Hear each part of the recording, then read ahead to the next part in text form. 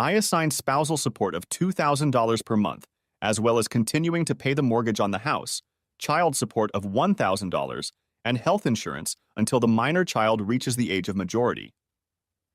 In addition, if the child attends college, you are obligated to pay these expenses as well, the judge said. This decision is going to cost me over $6,500 a month. My wife has screwed many lawyers in her firm, and now they are screwing me. My name is Kurt D'Angelo, and my ex-wife is Lily, short for Lillian. My daughter, my pride and joy, is named Regina. To say she's daddy's little girl would probably be an understatement. When she was free, I took her to different venues. She told the judge she wanted me to be her guardian, but he wouldn't listen to her. The whole proceedings were total crap! The monthly child support was just prohibitive. Lily was working and making money. I didn't have to support her and pay the mortgage and everything else. I was definitely being ripped off, and the judge was in on it. I wasn't going to take it personally, however. In fact, I was already plotting how to make her regret the fact that she'd crossed me. I can be vindictive when I feel like I've been wronged. I grew up on the south side of Chicago, Lansing, Illinois, to be exact. We know how to hurt someone. Some people call me an entrepreneur. I simply say that I am an entrepreneur who sees opportunities and seizes them. When I was young, I have to admit that not all of these opportunities to make money were totally legitimate. Now I am in real estate, own several rental houses, vending machines, and another business that would come in handy to fulfill one of my obligations to pay back my loving wife, that is, ex-wife. I own a coin-changing business, similar to Coinstar, with machines throughout the Chicagoland area as well as northern Indiana. This would allow me to pay spousal support, all $2,000 in all change. Have her bring them to the bank. They will insist on having them all on a roll. Maybe she'll get one of her lawyer buddies to help count them and put them in sleeves. Lily stayed home with Regina until she started school. Lily then worked part-time for a few years. Then she got the idea to become a paralegal. She took courses for about 2 years and then went on the market with a resume trying to find a job. After about 6 weeks, she was hired at one of the larger law firms in the area. Lily is smart, but I now believe it was her looks, even at 32, that helped her get the job. She was one of many paralegals at the firm, but it didn't take long for her to advance. She was spotted by an up-and-coming attorney, and he made her his assistant. Now I wonder if she was self-serving in those days. I, as a foolish husband, fully supported her choice of profession. She would come home tired, but with a smile on her face. Again, remembering this, I wonder why she was exhausted and what those smiles were for. We lived in a nice house in Oak Forest, Illinois, a typical working-class suburb of Chicago. As she began to socialize more with younger lawyers and even senior partners, her attitude changed. It became, we need to move to a better neighborhood. You make good money, and I work at a prestigious law firm. We need to show the world that we are successful. I loved the house we lived in. We renovated it and made it our own. I didn't want or need to live in one of the expensive suburbs. After 2 years of her nagging, I agreed, but told her I wasn't selling our house, that it was our house. We could rent it out, add it to the other houses I owned. So we bought a house on the north side of Chicago in Wilmette. To afford the $900,000 mansion, as I called it, we had to take out a jumbo loan. It wasn't on the shores of Lake Michigan, but it was close enough. She furnished it with new furniture to her liking. I never felt comfortable there. In fact, thinking about it now, I think it was the beginning of the end for us. We wanted different things out of life. I wanted to be humble, the kind of millionaire next door that no one knows about. She wanted to flaunt her wealth and have that kind of lifestyle. Now back to the judge's ruling and our divorce decree. I would fulfill his requirements exactly, but she wouldn't like that. Over the next month, I started making my plans. My daughter would get child support, but Lily wouldn't see any of it. They would be in an account just for Regina, so she could get whatever she needed and wanted. She would also have health insurance, the best I could find. Lily, on the other hand, was only getting catastrophic insurance. It will be a policy with a very high deductible. She will have to pay for all her medical services unless she gets deathly ill, then the policy will kick in. After 30 days, it was time to pay Lily the first installment of spousal support. An armored truck pulled up to the mansion, and the driver knocked on the door. When she appeared on the doorstep, she wasn't alone. One of her buddies was with her. The driver informed her that he was delivering the first month's payment. She was confused, not understanding why there was an armored truck parked in the driveway. By this time, a few curious neighbors had emerged from their McMansions. Perhaps they thought she had won the publishing house lottery. They saw two guys bring bag after bag of change into the front room and dump them out on the Italian marble floor. The sound was amazing, even from across the street where I was standing by my car recording everything on my phone. As the truck pulled away, she saw me and started yelling after me. I just waved my hand at her and yelled back, "I hope you are enjoying your money, whore!" I then climbed into my truck and drove off. I wasn't surprised when a man came up to me on Tuesday and asked if I was Kurt D'Angelo. I just stood there and paid him no attention. "Excuse me, sir. Are you Kurt D'Angelo?" He said it with more force. Once again, I didn't recognize him. He pulled out his phone and took a picture of me with the subpoena offered. When I didn't accept it, he threw it on the ground, said, "You got a subpoena," turned around and walked away. After making sure he was gone, I bent down and picked it up. I was due in court the following Wednesday. That gave me a week to finish all my preparations. I made the most of the week by calling and talking to people, making appointments, and preparing for court. I also called Regina, and we went to lunch. She was angry at her mother. She couldn't believe she had become such a bitch. She told her mother again that she wanted to live with me, but she wouldn't agree. I told her, I will go to the judge again, and if he still doesn't agree, I will probably end up in jail. "Don't do anything violent, Daddy." "It's not worth it," she said. "Don't worry, I won't. But I'll be voicing my opinion and I could go to jail for it. Your mom will be thrilled about that, I'm sure. Don't worry about me, I can handle it. However, I've set up a trust for you. Uncle Ken will be the trustee until you reach the age of majority. He will make sure that anything you want or need will be fulfilled. But understand, your mother is not to receive any of it. It is meant for your maintenance, not hers." "Of course, Daddy, she doesn't deserve anything," she said firmly. That was my girl. She had a strong will and she was becoming quite an adult. "Dad, I'm going to go to court with you." "I will demand that I live with you." "I don't know if it's going to make a difference." It was Wednesday, and Regina, my attorney, and I were sitting on the gallery, waiting our turn in front of the judge. Lily walked in with her lawyer buddy and said, "Hey, jerk, you better follow the program. You can't do everything you want to do, you'll see." When the judge called my name, Regina stood up and walked to the podium first. "Excuse me, miss, this is a case involving Kurt D'Angelo," said the judge. "I'm his daughter, and I want to petition the court to have custody of my father and not that bitch, my mother," she said, and looked at Lily. "Young lady, you will not talk like that in my courtroom. Your custodial parent has already been determined." "But I'm 15 years old.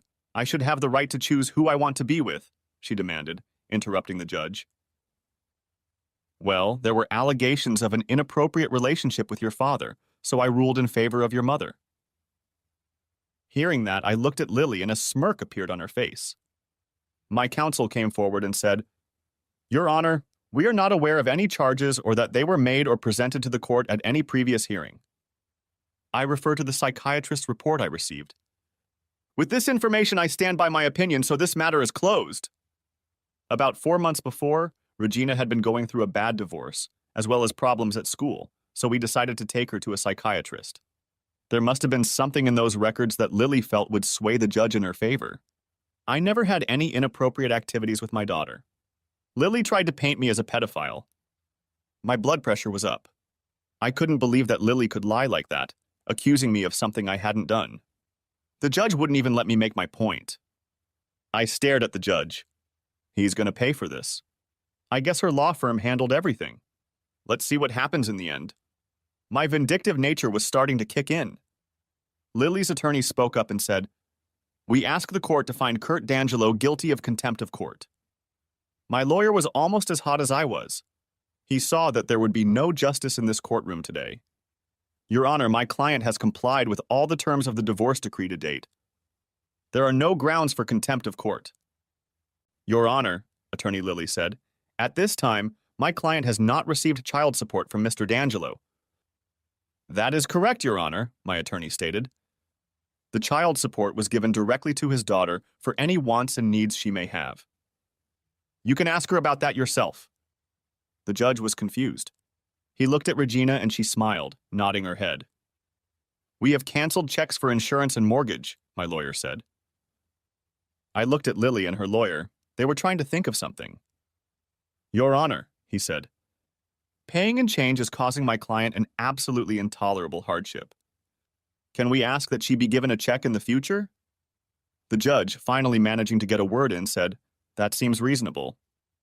Before he could say anything else, my attorney spoke. Your Honor, before you continue talking about this, could you answer a couple of questions pertaining to this? And what would that be? He asked. Is the Chicago Police Department part of the legal system of the city of Chicago? The judge looked at my lawyer like he was crazy and said, Of course you are. Why then? My attorney continued. If my client has his car impounded and wants to drive it out of a Chicago police impound lot, he can't write a check but has to pay with cash or a credit card? The judge stuttered, My attorney continued. If the police, by your own admission part of the Chicago legal system, refuse to accept a check, how can my client be required to pay future spousal maintenance in the form of a check? The judge, who now looked like a buffoon, became defensive and said, Because this is my court, and what I say is what will happen. At this point, I had had enough. I stood up and said, Because you're the law, and you're trying to please my wife's law firm. Was she a whore to you too? And then he exploded. Mr. D'Angelo, I find you in contempt of court and sentence you to 6 months in the Cook County Jail unless you apologize to me and the court and agree to any conditions I impose. Who are you? The king? The king of this kangaroo court? Shouted I. The judge was shocked. I'm sure he'd never been spoken to like that before. Bailiff, take this man into custody. I looked at Lily and her lawyer. They were stunned. Good luck getting money for whores, bitch, I said, then smiled. She didn't know yet how much her life would change. I was taken to a cell, strip-searched and transferred to prison. Prison is a good word. It's more like a prison. Immediately, 2 guards started questioning me about the disrespect I had shown to the judge. I wasn't afraid of prison. I'm 6'4" tall and weigh about 255 pounds. Working on rental properties kept me in shape. I also did a little time in juvie as a teenager. I was processed and escorted to the cell yard. I ignored all the talking and shouting. I was determined to stay in the shadows and always be on guard. As long as no one messed with me, I would be a ghost. When the evening meal was served, I took my tray and made my way through the line. I stood against the wall and ate, looking around at the scumbags who were trying to pretend to be something more than they were. Then, out of the noise, I heard a voice I hadn't heard in literally decades. Tex? My friends on the street called me Tex from back in the days when I was a juvenile delinquent. Tex? Randall, also known as Ringer, said. What the hell are you doing here? As he approached, many eyes followed him and turned to me. I set the tray down and hugged him, interlocking my right arms between me and my other arm around his shoulders. Ringer! Wow, you're a handsome man. How the hell are you doing? Well, I'm here, so not so good. You're probably not either. What did you do? Basically told the judge he was an asshole. That will be enough, he said. So how long are you here for? 6 months if I don't apologize to the son of a bitch. So, 6 months, I guess. We talked and ate, and some of the prisoners looked at us. Ringer told me about the situation in the prison. He said he would watch my back, and I agreed. We talked about old times.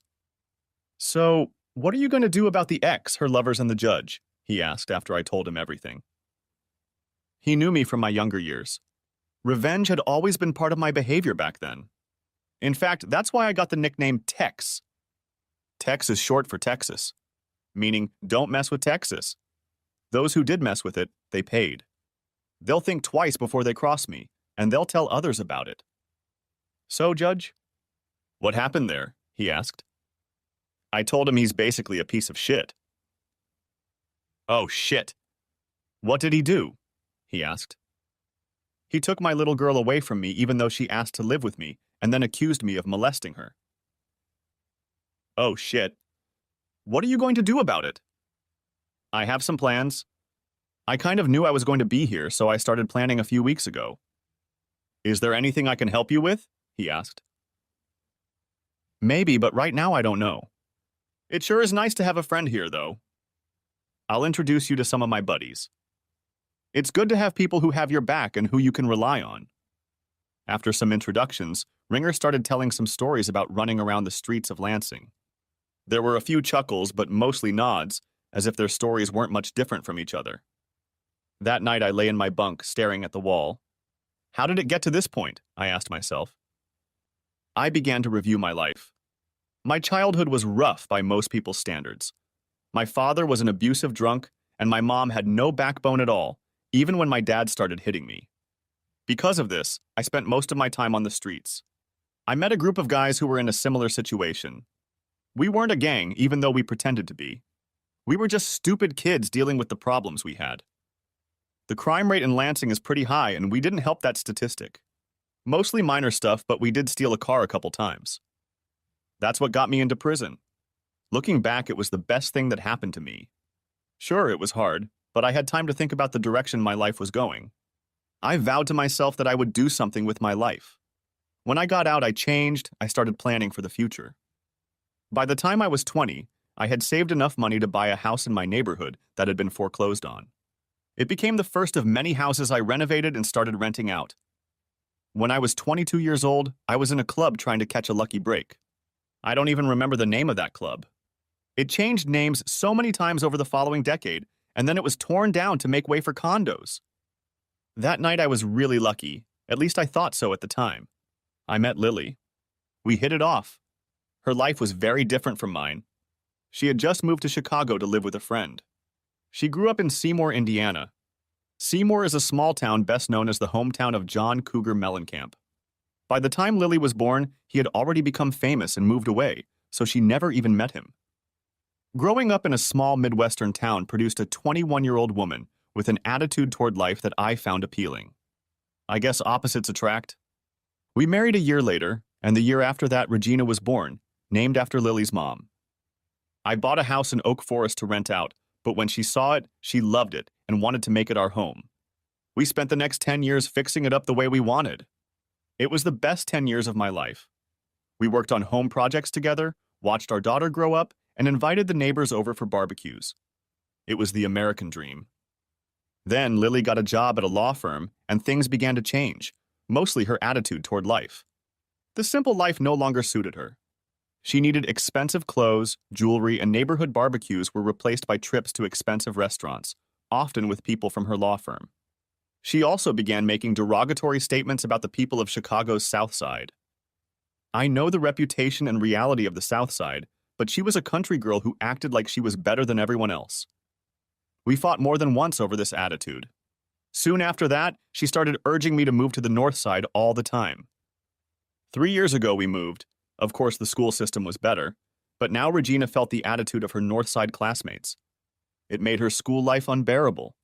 She kept saying she wanted to go back home. So did I, but Lily never heard anything about it. She was where she wanted to be.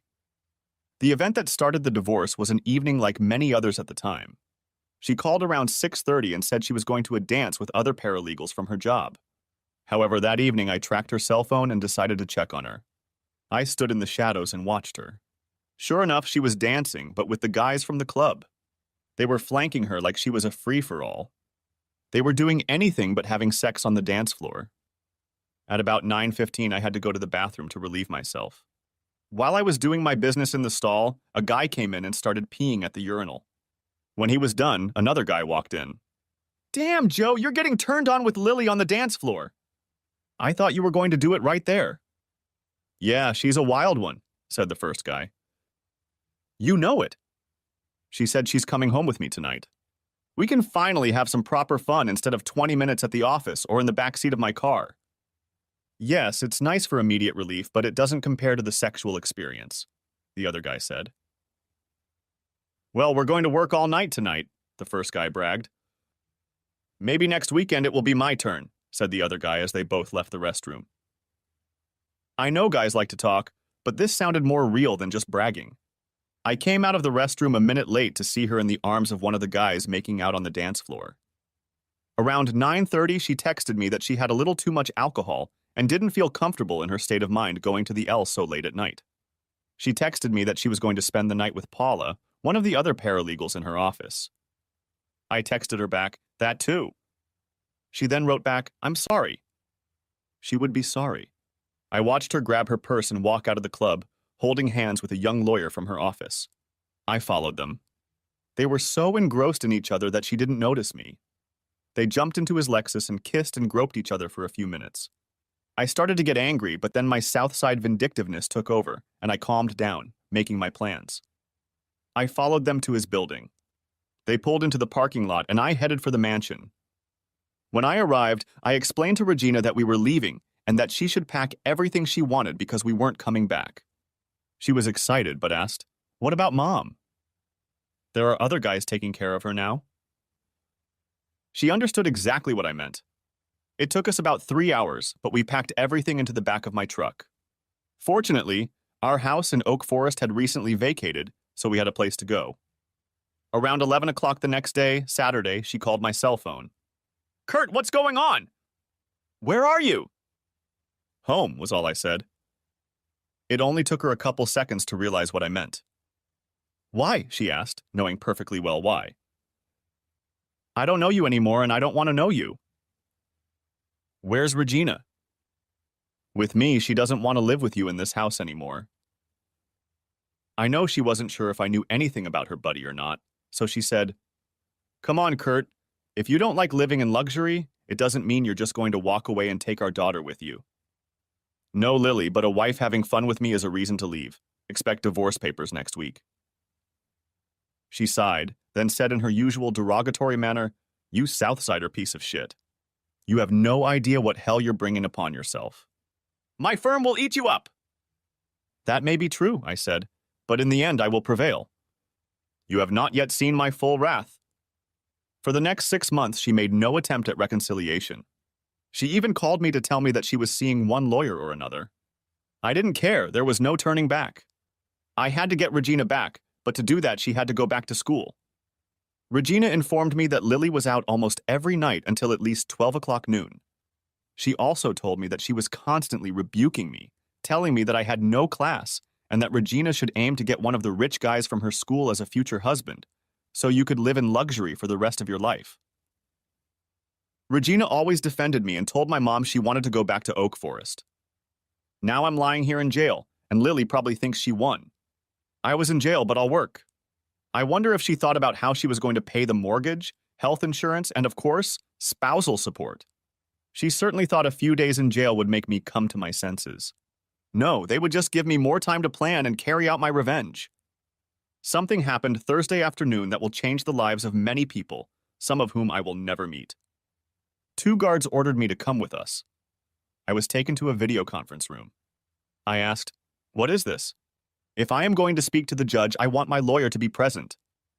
They pushed me into the room and said, "Sit down! You will not talk to the judge, but you will be sentenced." They slammed the door and I started screaming for them to let me out. After about 10 minutes, I was thrashing around the room when the door opened and the guards let 6 cellmates into the room. I knew what they were going to try and I was going to do everything I could to make sure it didn't happen. "You shouldn't mess with me," I declared. "You'll regret it." One of them jumped at me and I punched him right in the nose. I heard it crack. Then they all rushed at me. I swung back, kicked, elbowed, and pinned them against the walls. Then the biggest of them, 6 inches taller than me, took me in a chokehold. I kept punching until I lost consciousness. I woke up in the infirmary. I was bloody, bruised, and my ass was on fire. I knew what they had done. They needed to establish dominance, and that's how they did it. I realized by the light coming through the window that it was morning. I had been out all night. When the nurse approached me, I looked at her with hatred in my eyes. Hatred for this whole system that could take my child from me, make me pay so my ex-wife could continue to live in the mansion, and finally put me in jail to teach me a lesson. The nurse looked at me. I was tied up so I couldn't move my arms or legs. Seeing the hatred in my eyes, she said, "I am here to help you, not to hurt you. You've been beaten up badly. They said you got into a fight, but we both know the truth. I can either help you get better, or you can lie here and suffer. There's no difference for me." I realized she said the last words, but didn't really mean them. She wanted to help. I tried to smile and said, "Sorry. You've been through a traumatic event. I can only imagine your rage. She left, but came back with a plate of breakfast for me. She unclenched one of my hands. Thank you, said I. You're welcome. As I sat and ate, I knew what I was going to do. Can I ask a favor? Said I. It depends on the situation, she replied. One of the prisoners, Randall Turner, is a friend of mine that I grew up with. May I invite him to join me? We'll see, she said in an indifferent tone. It turned out that she had managed to get permission to visit Ringer. Later that afternoon, he came to see me. When he saw me, he said, "Oh, shit." He knew I wouldn't let it go unnoticed. I described the 6 guys and 2 guards who did this to me. Then I said, I need to know the full names of all 8 of them, not their nicknames. Oh, shit, he repeated. What are you going to do? An eye for an eye, but with a twist. He saw my look and knew what it meant. He knew it wouldn't be pretty and that innocent people would pay. I'll try to get them, he said. What do you want from me? Just that. I'll take care of the rest. We talked some more, and then he was escorted back to his cell. Sleep that night was restless. I couldn't get comfortable, strapped to the bed. The next day, Ringer came back with the list. He asked again, What are you going to do? The less you know, the better, I told him. Oh shit, he said. The next day was Sunday, and I got a good and bad surprise. Lily arrived and brought Regina. Lily was the first person to talk to me. So I see you have found common ground with your fellow misfits, she said. What the hell do you want? I growled. Regina insisted we come to you. Are you ready to apologize and be reasonable yet? No way! And what is this shit about me and Regina? You know I'd never do anything to her? How do I know? She's unusually attached to you, she said. You're a piece of shit! Why don't you go back to your buddies and have them look up your ass so you can see how much shit is in you? Just so you know. It's happened before and they loved it. She gloated. Get the hell out of here and send Regina here. I'm sick of talking to you. She was smiling the way only a nasty bitch could smile. She thought she'd gotten me, and she had, just adding fuel to the fire that would burn her ass. When they brought Regina in, she cried when she saw me lying there with bandages all over me. Honey, don't cry. Things look worse than they are. Oh, Daddy. I was scared when I saw you lying there like that. You look like you've been in an accident. Don't worry about me, sweetheart. I'm tougher than I look. Dad, I hate Mom for doing that to you. I hate her for making me live with her, and I hate her for saying you did inappropriate things to me. That's total bullshit. I know Regina, I said, trying to comfort her. Don't call me that again, she said. I looked at her, perplexed. I'm Gina from now on. I don't want to be associated with my mom or anyone in her family. That's what I told her, and then I declared that I wouldn't talk to her again if I didn't have to. And I haven't since Monday. She keeps trying to be nice to me, but I keep ignoring her. Gina, I said, using her new name. You look more like me than you realize. I couldn't be prouder, she said, smiling. We talked some more about little things. Then I asked, could you do something for me? Anything! Dad. I handed her the list Ringer had made for me, and she immediately put it in her bra. Give this to Uncle Ken and tell him to come and see me as soon as possible. My brother Ken was 3 years younger than me. He grew up with the same abusive, drunken father, but I protected him as best I could. I also took the brunt of the abuse to keep him safe. He had all the brains. He got really into computer games and then moved on to computers themselves. We sat and talked for a little while longer until Lily came back and said, Regina, we have to go. Gina didn't say anything to her, just got up, gave me a hug, and walked away. Lily said to me, Your daughter is just as stubborn as you are. I just smiled at her, and she turned and walked away. On Tuesday, Ken came to visit. He was shocked at my appearance. Looks much better than last Friday, I said. I'm glad I waited, he said jokingly. Then he spoke to me in our own made-up language. We created it as kids to talk about Mom and Dad in ways they wouldn't understand. Now when we need to talk in private, we use it. Regina, I'm sorry, Gina, he said in our language. She gave me a list. I did some preliminary research. What are you looking for? Addresses of wives or regular girlfriends. He looked at me and then said in English, "Oh, shit." Speaking our language, I said, "That's all you have to do. Then give it to Gummy and ask him to visit me without the list." Gummy is the nickname of one of my gang members. Ken knew he still lived in his parents' old house in the Lansing neighborhood. I can do that. Anything else? No, that will be enough. But don't be a stranger. I could use a familiar face now and then. Aren't you going out soon? He asked. Not if I don't apologize, and you know me better than that. You've always been stubborn, he stated. Yeah, and it kept you from your father's drunken wrath, I said. He realized I was right and just smiled. I'll stop by in the next 2 weeks to see if you need anything else. That would be great. That same week, I went back to my regular cell, and Ringer informed me that things were going to go south and that there would be a price to pay. They just didn't know what for. The looks I was getting from the 2 guards as well as the 6 said, "You better stay where you are or it will happen again." They didn't know yet that they were the ones who were going to be put in their place. Gummy came to visit and said to me, "Ken gave me this. What do you want?" "Did you hear what they did to me?" "Yeah, I heard," he said. Ken must have told him. Return the favor, but to their loved ones. Just no DNA, use Steely Dan or his more flexible cousins, said I. He nodded. He understood what I meant.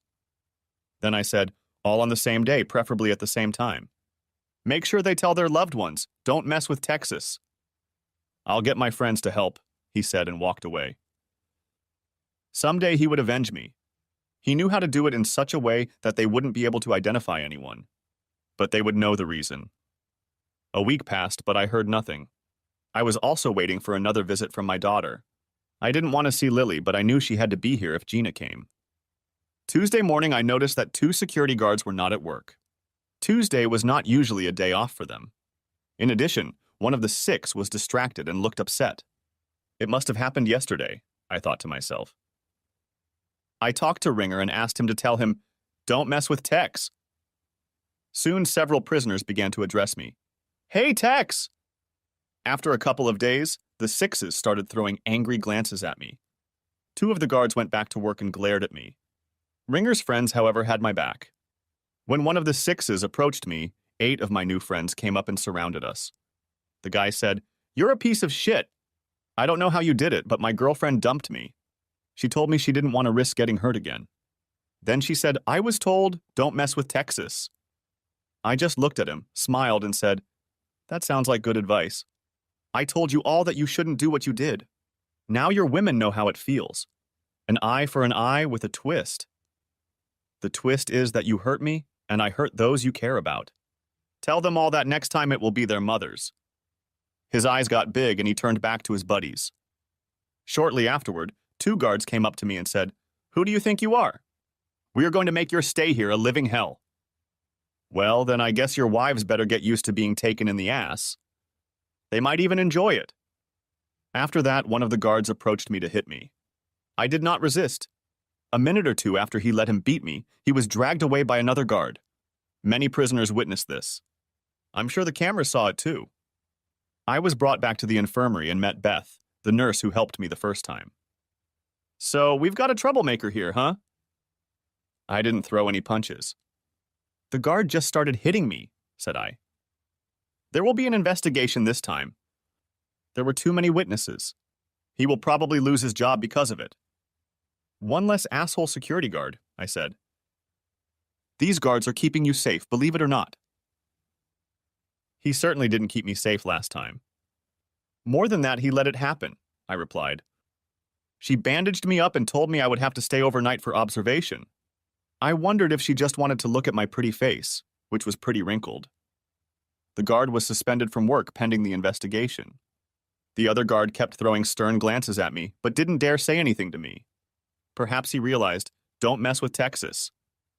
Gina hadn't come to see me in 3 weeks, and I kept wondering what was going on. Ken finally came in and told me that Lily was refusing to bring Gina to visit. That pissed me off even more. My ex-wife was hiding my daughter from me.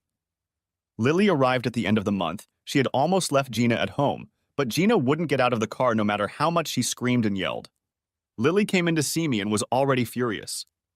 "Your daughter is acting impossible." "She hardly ever talks to me." "She's just as stubborn as you are." "You said that last time you were here."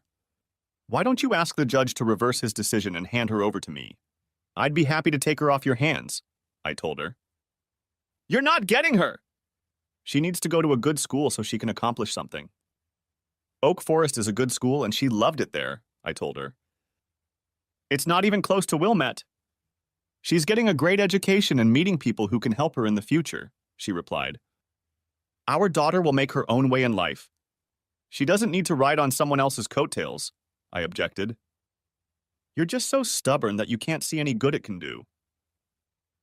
"Lily, we've argued about this 100 times. You're never going to change my mind, and I'm not going to change yours. Why did you come here in the first place?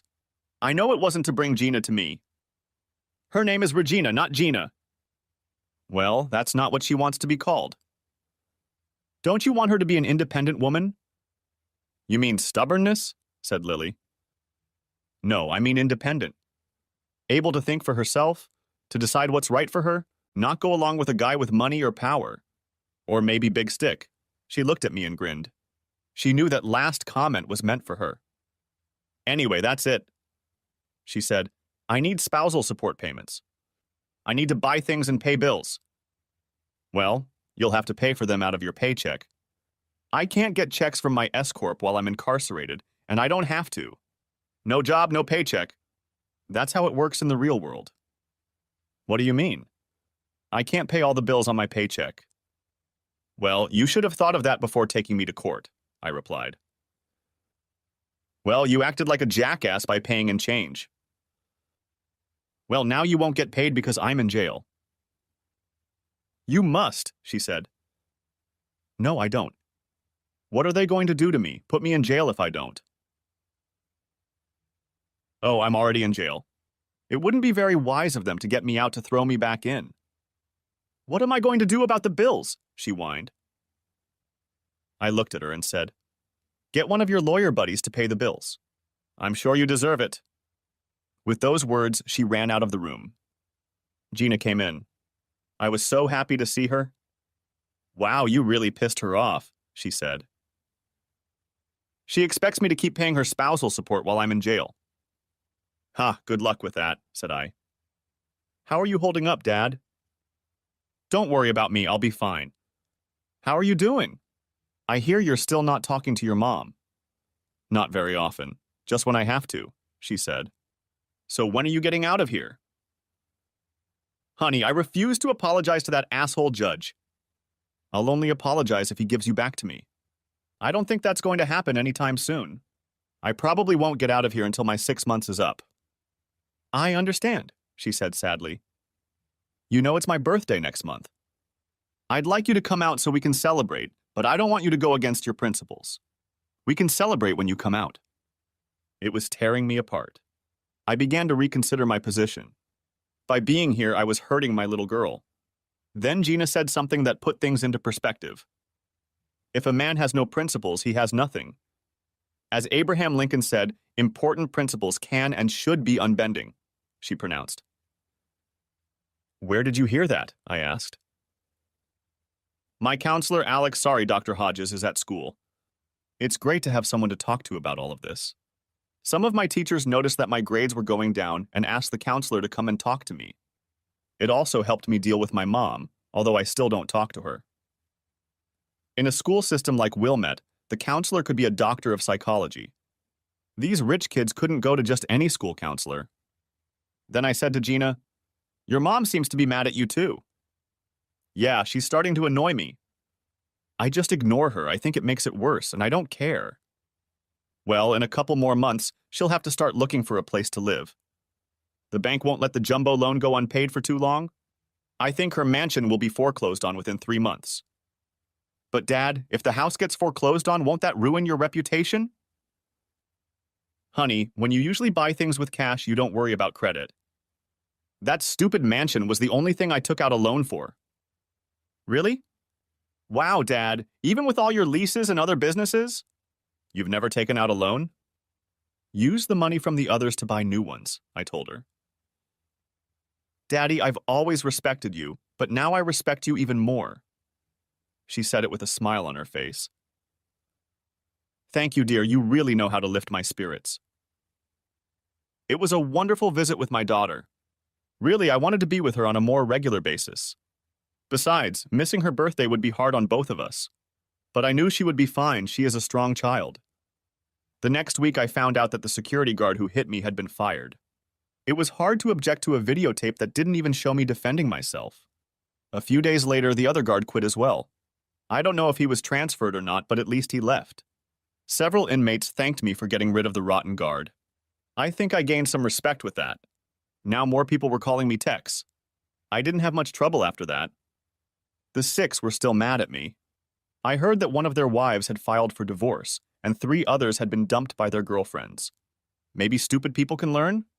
Given the threat of more reprisals, and the fact that my standing among the other prisoners had improved, they knew they were better off doing nothing.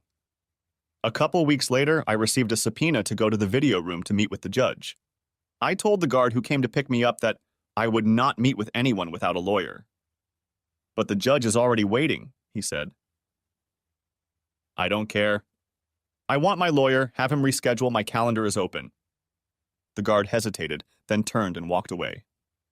3 days later, I was informed that the meeting was scheduled for the following week. I asked that the lawyer and I have half an hour before the meeting to confer. They set it up, and the lawyer and I met to discuss what was going to happen. My lawyer told me he was not given any information about the meeting, which seemed odd to him. I guess we'll play it by the circumstances. When the judge showed up on the videotape, I could tell he wasn't happy about being put off for a week. But I didn't care. In my mind, he was a piece of shit who thought he was better than others just because he was a judge. My attorney spoke almost immediately. Your Honor, may I ask what this refers to? We didn't get any information. We were just told to be here. Your client didn't need to involve you, he said. I just wanted to know if he was willing to apologize to the court for his outburst. The lawyer looked at me and I gestured to him. He leaned over and I whispered in his ear. Your Honor, my attorney said. He is unwilling to apologize and asks that you apologize to him.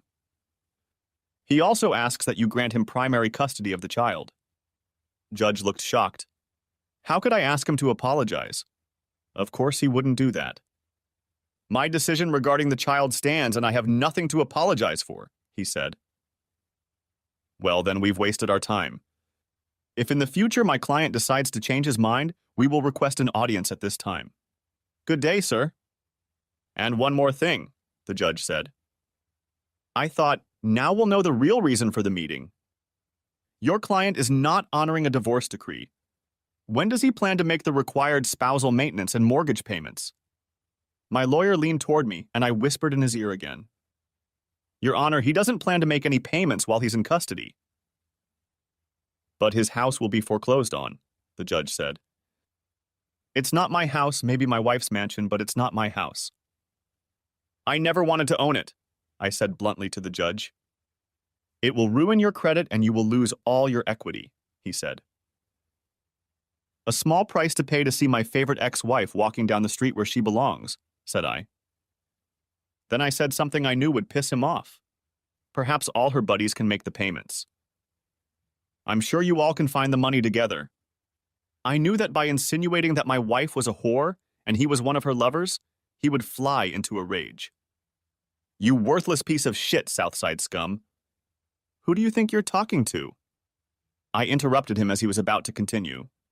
I think I'm talking to the man who partook of my wife's body. If I'm wrong, I apologize. I just can't understand why someone who isn't in the game would care so much. With these words, I got up and went to the door to be let out. I heard the judge say, Counselor, your client just earned himself 2 extra months in jail. If he continues to disrespect me, I will make his life a living hell. I smiled, waiting for the guard who was supposed to return me to my cell.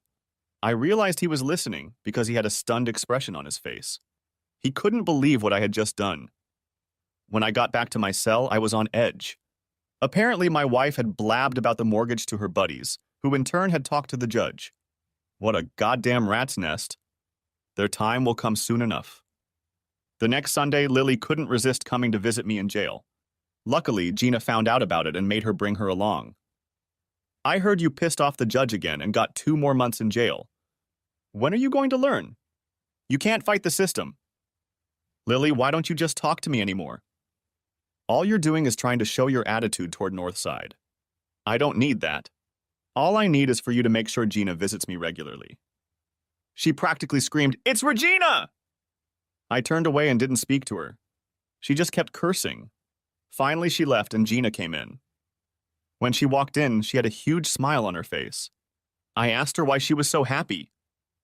"Because I'm going to see my daddy," she said.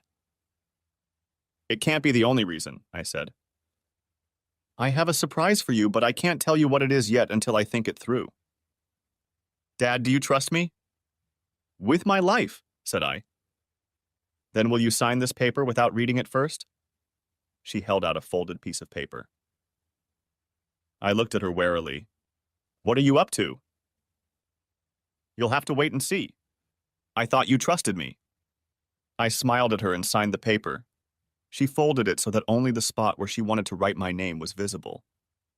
"Mom said you did something to get your sentence extended for another 2 months. Is that true?" "Yes, I'm sorry, darling." "What did you do?" Confronted the judge again. "Well, whatever you did, he probably deserved it." We talked a little more about school and her mom. She kept talking about this Dr. Alex Hodges thing and wondering what was going on. I tried to get her to tell me about her plans for my signing, but she said it should remain a surprise. "I'm sorry I won't be at your 16th birthday party, but the next time you come to see me, I'll have a birthday present for you." "What is it?" she asked. "It's a surprise." "So I guess we're both in for surprises," said I. At the end of the visit, I asked Gina to invite Greg to join me. Greg was my right-hand man. He helped me with all my business matters. "Of course, Daddy," she said. I assigned Greg a few specific cases when I thought I was going to jail. I hope he did well with them. Now I had one more job for him, a surprise birthday party for Gina. At the end of that week, Greg came to visit us. He had actually managed to do quite a lot of the things I had asked him to do. Then I asked him to prepare a surprise for Gina for her birthday. He looked at me and said, "Are you sure?" "Yes. It's the perfect gift for her." "Okay, I'll talk to our lawyer," he said. "Also, visit my brother Ken and give him what you have. He'll know what to do with it. If he has any questions, have him come to me. If not, let him go to Gummies." "Will do," he said and left. I just smiled and kept the smile on my face all day. Gummy knew my devious mind and was going to get back at me while I was guilt-free in jail. By the end of the month, my popularity among the prisoners had grown. A guard must have told someone how I treated the judge, and as in any other organization, word spread among the prisoners. Pretty soon everyone was calling me Tex. Also, towards the end of the month, I had a visitor. I went into the room and saw Lily sitting there. I was about to turn around and leave when she said, "Kurt, please stop. I need to talk to you." "I have nothing to say to you, Lily," I replied. "We're going to lose our house. You have to give me some money to stop the foreclosure," she pleaded. "This is your house, Lily. I never wanted it, but you kept nagging me until I gave in. This house means nothing to me, and in a falling market, we don't have any equity. Let the bank take it." "Kurt, you can't do this." "You have to help me." "Go and ask your buddies for help. I'm sure they have enough money." "Then you can really become the whore you are." "Why are you doing this to me?" she cried. "Why did you lie and tell the judge I was molesting our daughter?" She didn't know what to say. She realized she had done me wrong. She cried and I left. It felt good to let it all out. As I was being led back to my cell, the guard got a call to bring me back. When I walked in, expecting to see Lily sitting there crying and begging me to help her again, I was surprised to see Gina. "Gina, your mom didn't tell me she brought you."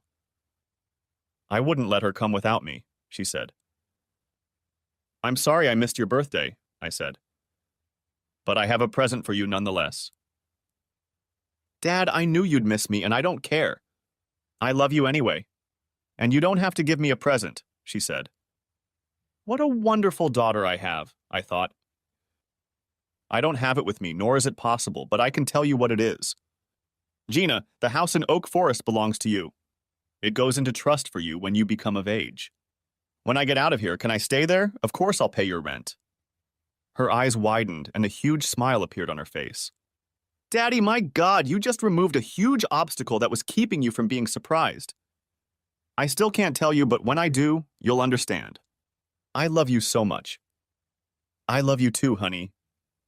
I was puzzled as to what this surprise was. It must have something to do with our home, not the mansion, but our real home. We both smiled as we continued our conversation.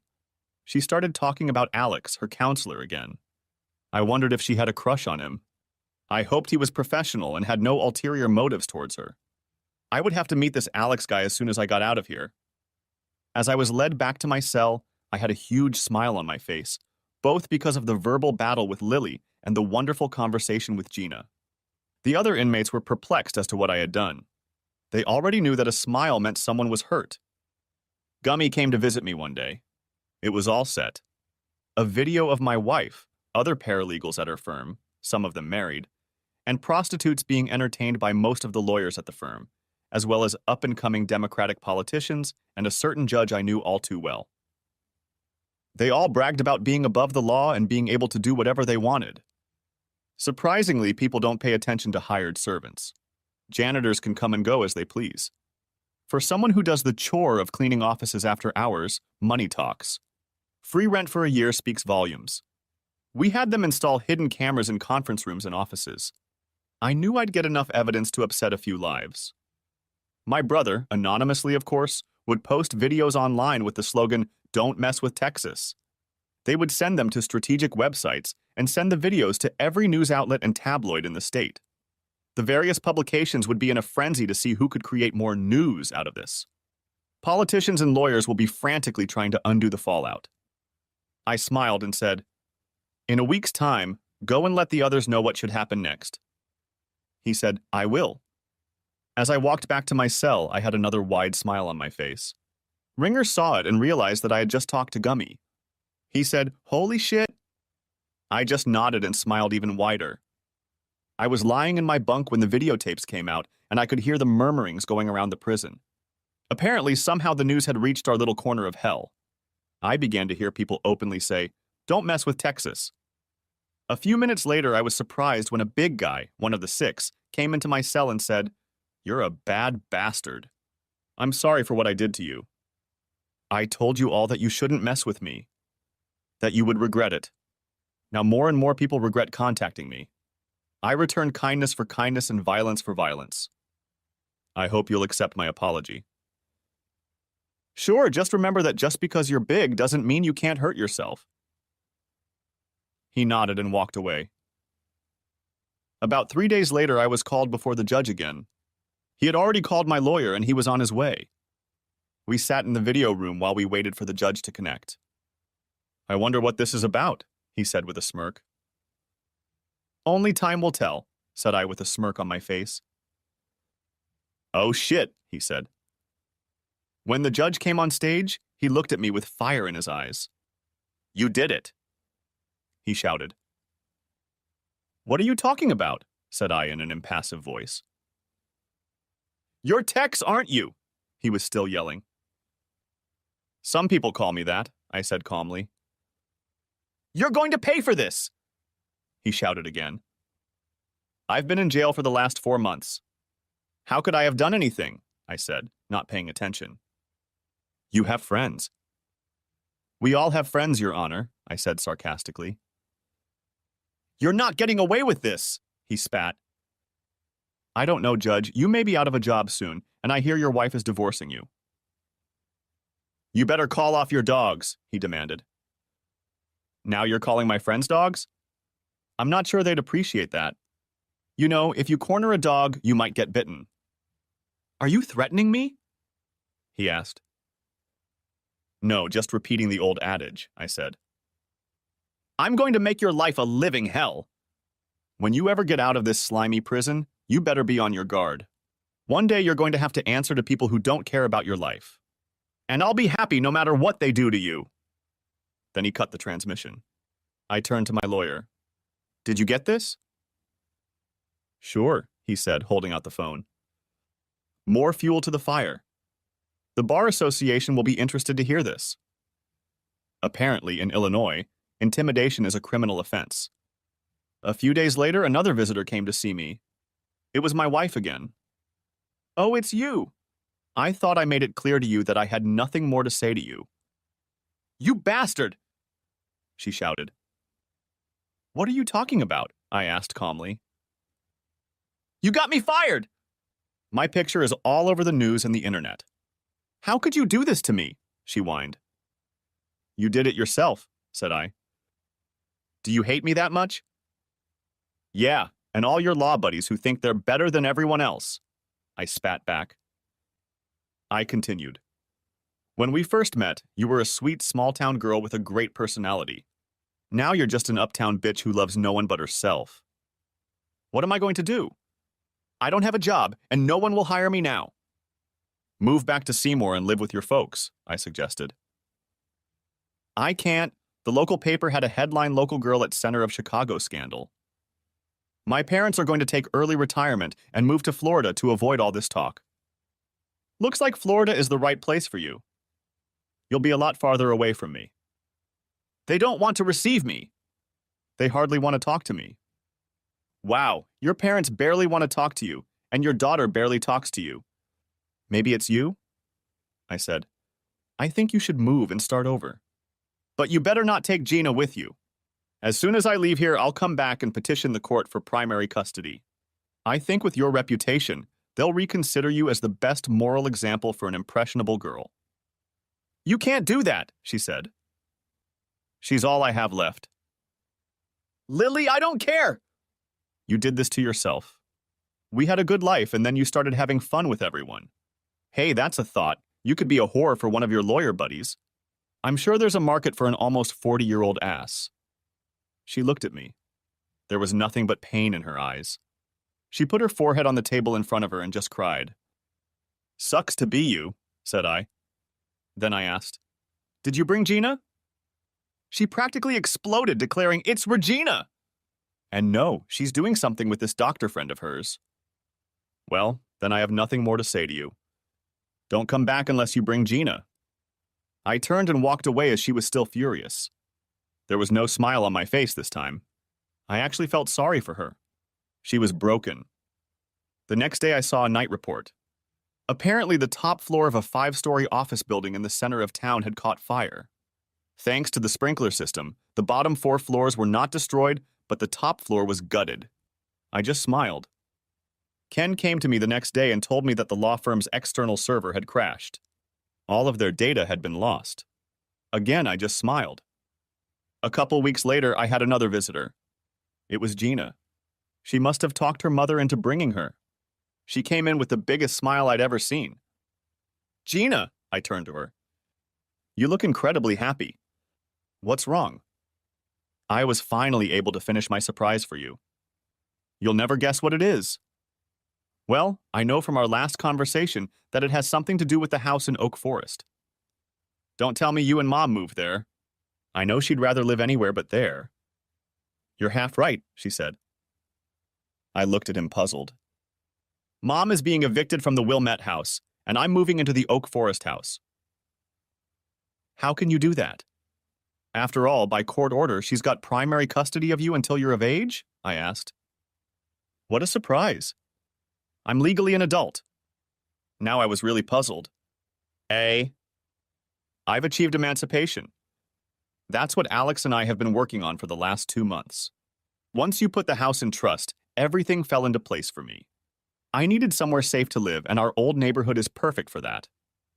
So, let me get this straight. Are you now considered an adult?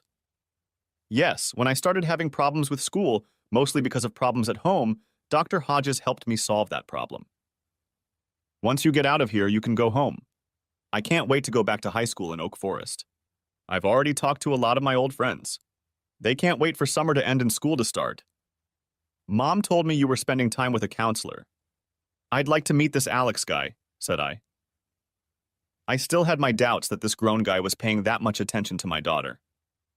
Well, you're in luck. Alex brought me here today. Now I was really starting to worry. He's driving her around Chicago? I'll be right back, she said, heading for the door. I needed to assess the situation. How could I tactfully let Alex know that he was crossing a fine line when it came to his intentions for my daughter? I didn't want to upset my daughter, but I wanted to put the fear of God into him. When Gina walked back through the door, she was followed, not by a man, but by a gorgeous woman with raven hair. She smiled at me with a question. How are you doing? I looked at her carefully and said, Freddie? She replied, I haven't heard that name in about 20 years. Freddie, or should I say Alexandria Frederico, was from my neighborhood. She didn't hang out with my gang, but we went to school together. Gina looked at both of us in confusion. Daddy, how do you know Dr. Hodges? Freddie, or Alex as I now realize, answered for me. We lived in the same neighborhood. But he didn't pay attention to me then. I turned to Gina. She was a couple years behind me in school, and we didn't really run in the same circles. And you were a juvenile delinquent back then, she said with a smile on her face. I see you haven't changed much. You're in your 40s now, and you're still in prison. My face reddened, and then I said, I still can't keep my mouth shut when it's appropriate. Looks like it, she said. I heard that I should probably call you Tex? Huh? Said Gina. Why do you call him that? That was his nickname when he was a teenager. He was never afraid to retaliate when someone did something bad to him. Your mom definitely did something bad to him, and if I'm not mistaken, I bet the news about the law firm is all Tex is doing. I plead guilty, said I. Before we go any further, I just wanted to say that I hope you don't mind me spending time with Regina. It's Gina, said Regina. Sorry, I forgot, she said. Then she looked at me again and said, When I first started talking to Gina, about 9 months ago, she was very upset about everything that was going on in her life. I wondered if she was related to you and Ken, since D'Angelo is not a very common last name. When I went through her records and found out that her father's name was Kurt, I still wasn't sure. I always knew you as Tex. When she told me you were in prison, I was sure it was you. I felt really bad then, I admitted. You must have changed and become successful since you have a house in Wilmette, she stated. It's just a house, it's never been my home, I said. Then Gina spoke up. Yes, our real home is in Oak Forest. South Side, but in a much better neighborhood than where we grew up, said Alex. Yeah, if we'd stayed there, maybe we wouldn't be where we are now, said I, and then got sad. Perhaps it was true. If Lily had been content in our loving home, we would still be happily married. We talked some more, and then I took Freddie aside and said, I really appreciate you taking time out of your family to help her. Thank you also for helping her become emancipated. It will make all the difference. It's all right, Tex. She's like family to me. I've grown very attached to her. Okay. Thanks again. When you get out of here, you can take us all out to dinner somewhere, she said. I will if I ever get out of here. The next 2 weeks passed without any new developments, just the daily routine in prison. Gina and Freddie came to visit on Sundays. I was very pleased that Freddie took Gina under her wing. Gina told me that Alex helped her decorate the house. They bought new furniture and other decorations. When I asked where they got the money from, she said, From Uncle Ken, of course. I have money set aside for my needs, right? Yeah, I just didn't want it to come out that Freddie was paying for something. She helped me a lot, but she didn't buy any of it. I hope it's not all girly stuff in there. I'd like to feel at home there. Don't worry, your man cave will still be a man cave. She was talking about the basement. I remodeled it to be a hideout for myself. Living in a house with 2 women can get boring after a while. You just need somewhere private. When they left, I lay there thinking about how my daughter was growing up. She was an adult now. Soon I would be on my own. In a couple years, she would be off to college and then who knows where. I hoped I could meet someone who appreciated the simple things in life. And on Monday, I had another visitor, Lily, again. When I saw her, I turned around and almost flew back out the door. Then she said, Kurt, wait, we need to talk. I turned around. Now what? I thought. Do you know what our daughter did? What are you talking about, Lily? I asked. She went and got emancipation. She doesn't have to live with any of us anymore. In fact, she's already moved out and I don't know where she went. Oh, that, I said. So you know? Did you put her up to it? She accused. No, she did it on her own. The school counselor helped her. So where is she staying at the counselor's? No, she's back home. She moved back to the south side? What about school? She asked. She'll be back in Oak Forest in the fall, I said. She hated that school in Wilmette, Lily. She was always despised for being a kid from the projects, as they called it. She never belonged in high society. You took her out of a school she liked, where she had a lot of good friends, and put her in a situation that hurt her ego and gave her an inferiority complex. By moving her there, you did her more harm than good. I was just trying to make sure she got a good education, she stated. Children learn more from their parents' example than they do in the classroom. We were her teachers of what she would face in life. What do you think your example will teach her? I hope it teaches her what not to do. Our job as parents is to raise law-abiding, responsible adults. I hope we have accomplished that, and I hope she will overlook our failures, especially our marriage. It wasn't that bad, she said. No, but that's how it ended up. Lily, I hope you find what you're looking for. Obviously, I didn't have it. She looked at me. I saw sadness and regret in her eyes. I got up from the table and walked out. I felt sorry for her again. Finally, the day came when I was to be released. This time I was summoned to the real court. Gina and Freddie were there, as well as Lily. As I sat waiting for the judge, I wondered what he would say this time. I still wasn't going to apologize. The bailiff ordered us to all rise. We stood up as the judge entered. It wasn't the same judge. I wondered if he had lost his job. The judge reviewed all the facts presented to him regarding my situation. Then he looked at me. So, Mr. D'Angelo, what do you have to say for yourself? I hesitated, then said, I guess I should say to myself that I've done my original 6 months plus 2 more. At any time, you could have apologized and walked free, he said. I didn't feel the other judge deserved my apology, so I carried out his sentence. You are a stubborn man, Mr. D'Angelo. I prefer to call it strong-willed, and it has helped me succeed in business and in life, I replied. As for your divorce agreement, it remains in effect, and you will have to pay compensation for the months you did not honor it. Then my attorney spoke. Your Honor, my client will gladly pay what he owes. We estimate it to be just under $20,000.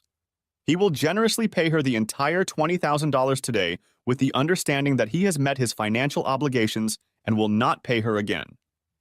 With those words, Lily stood up and said, What? You owe me more than that, and you have to keep paying me until Regina turns 18. Miss, said the judge, I'll handle all the transactions in my courtroom.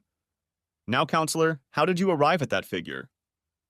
Your Honor, my client paid the down payment of spousal support, mortgage and insurance, and gave money for his daughter's support. He continued to pay for his daughter's insurance and maintenance throughout his incarceration.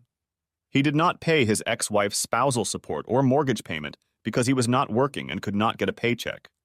Now that he can work again, he can start earning money. The judge looked at the numbers and then said, Your client has been incarcerated for 8 months. Spousal support alone will be $16,000, not to mention the mortgage payments. Your Honor, if you read the transcript of the judgment, it says until the minor child becomes an adult. Your Honor, the child in question was emancipated within the last 3 months. The legal documents are in your possession, and the house was foreclosed on 3 months ago as well. Thus, there can be no payments on a loan that no longer exists. Therefore, the amount owed is $19,782. He will gladly pay her the full $20,000 and consider his relationship with her terminated in all respects. He looked at the transcript and then back at our figures. He couldn't see how he could get his head around what was written in black and white in front of him. I'll have to look into the matter some more, but if what you've given me is correct, I'll accept that figure. Then he looked at Lily and me and said, You have a child together. Yes, she is an adult from the court's point of view. However, she is still a teenager with teenage issues and needs.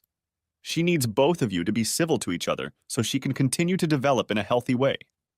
You all need to be polite to each other. Then, looking directly at me, he said, and you must be civil to others involved in the events that led to your divorce. May I have your word on that, Mr. D'Angelo? Yes, Your Honor, I said. Mrs. D'Angelo? He asked. Yes, Your Honor, she said. And Regina? He said, peering into the gallery. It's Gina, but yes, Your Honor, she said.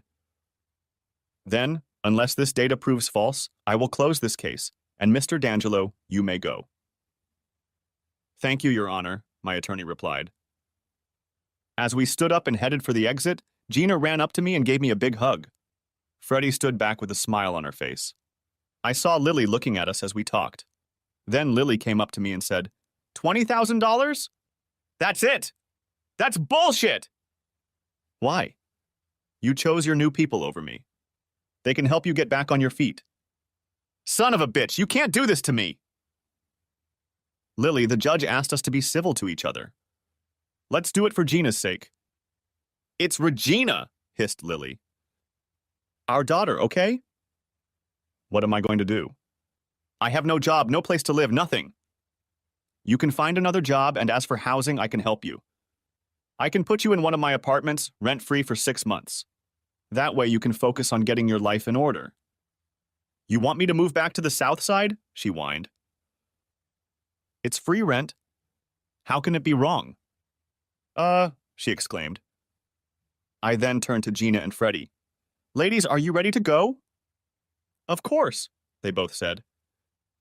Freddie, I think I owe you a nice dinner. I think I remember something like that, she said. Well, let's go to RPM Italian. I made reservations when I got confirmation of the release date. I really need to cleanse my palate of prison food. Out of the corner of my eye, I noticed Lily. I could tell she was furious. It was our restaurant. We went there together on special occasions. The table is booked for 6:30, so we have a little time. Do you mind if we ride around a bit?